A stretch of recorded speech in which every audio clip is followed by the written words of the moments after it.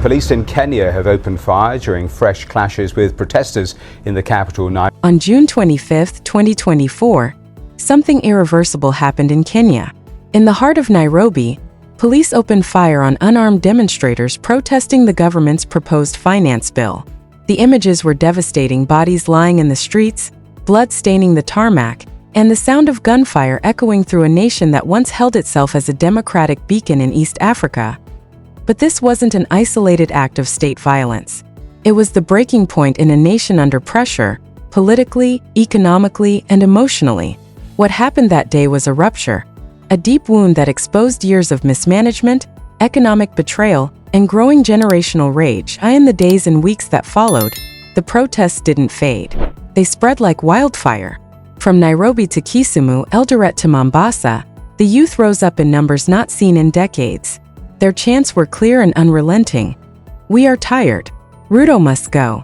Justice or nothing." By July 2025, human rights groups reported over 126 people killed in clashes with police. The government dismissed the numbers, but social media live streams, videos from protesters, and harrowing survivor testimonies painted a very different picture. One of bullets fired in broad daylight, of vans dragging activists from the streets, of grieving families standing outside overcrowded morgues with no answers and no justice. Then came the death that reignited everything: Albert Ojwang. A young activist and popular blogger, Ojwang was known for his fearless critique of President Ruto's economic policies. Detained under murky circumstances in June 2025, his lifeless body was returned days later, bruised, broken, and silenced. His death wasn't just another tragedy, it was a message, and young Kenyans heard it loud and clear. Within hours, #JusticeForOjwang trended not just in Kenya but across the continent. Candlelight vigils turned into flashpoints. Barricades sprang up overnight. Protesters were no longer demanding dialogue. They were demanding accountability. And the government's answer?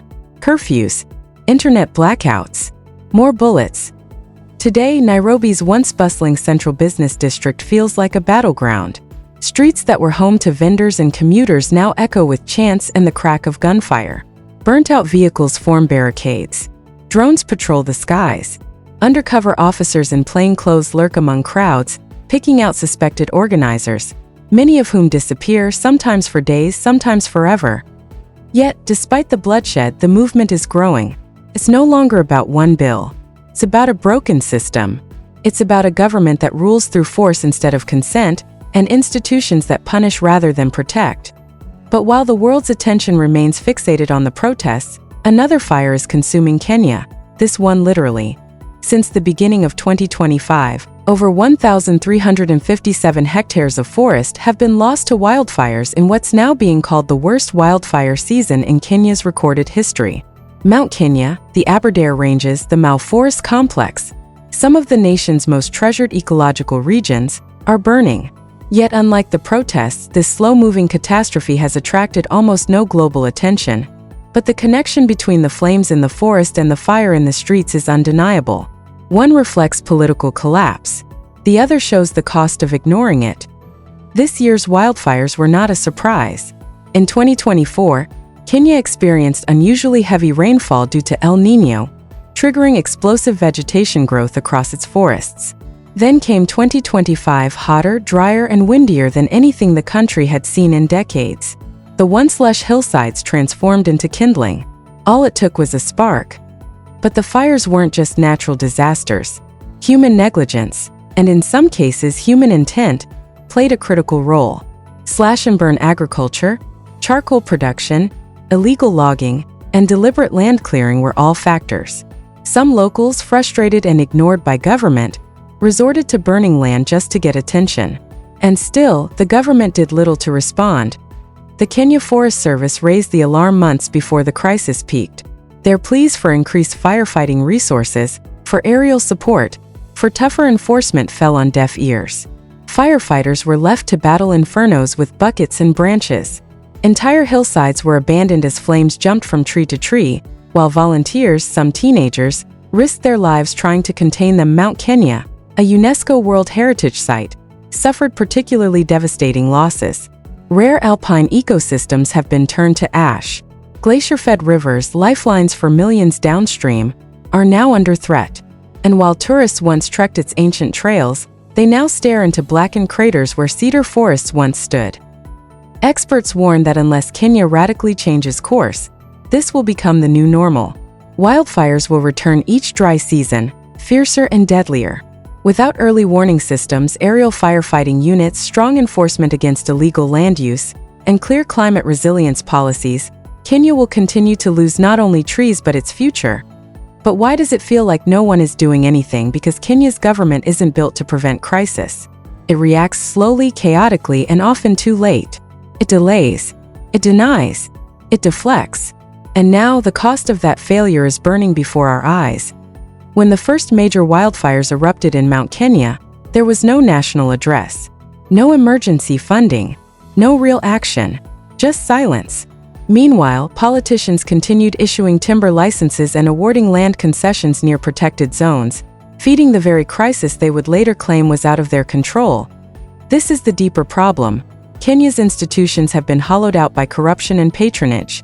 Whether it's the police, the Forest Service, or the Ministry of Environment, every agency is paralyzed by political interference, underfunding, and lack of coordination. Even now, while forests burn and protesters die, climate task forces and civil unrest commissions exist only on paper.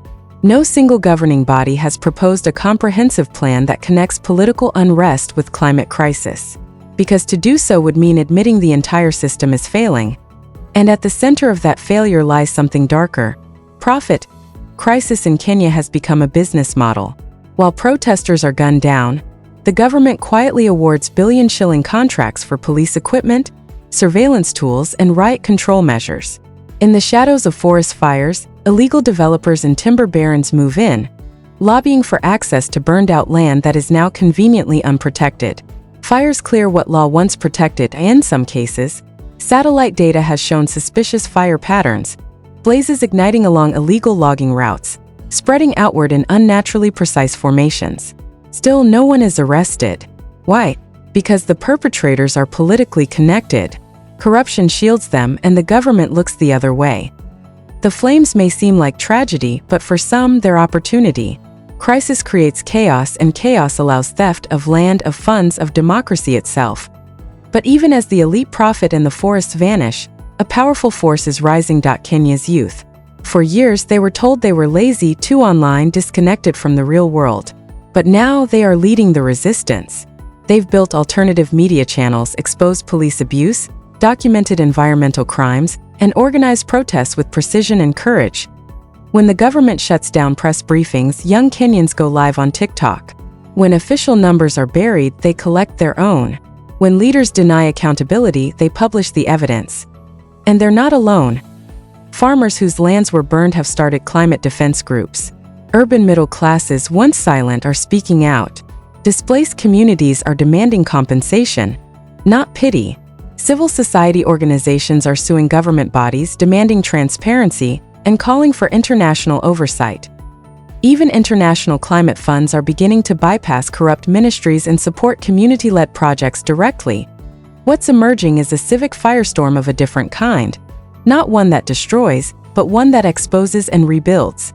But real transformation will require more than protests. Kenya needs a political reimagining. It means ending impunity for police who kill citizens, declaring climate a national security issue, canceling illegal land grants made during the crisis, creating new institutions that center transparency, science, and youth leadership, not politics. The regime will resist. It already is. But this time something feels different. The people aren't just outraged. They're organized. They have vision. They have strategy.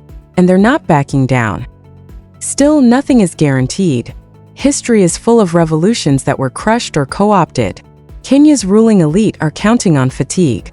But they may be underestimating the very generation they tried to silence. So the question now is, whose Kenya will survive the fire? Will it remain in the hands of those who watched it burn? Or will it belong to those who stood in the smoke, chanting, filming, planting seeds of change in scorched earth?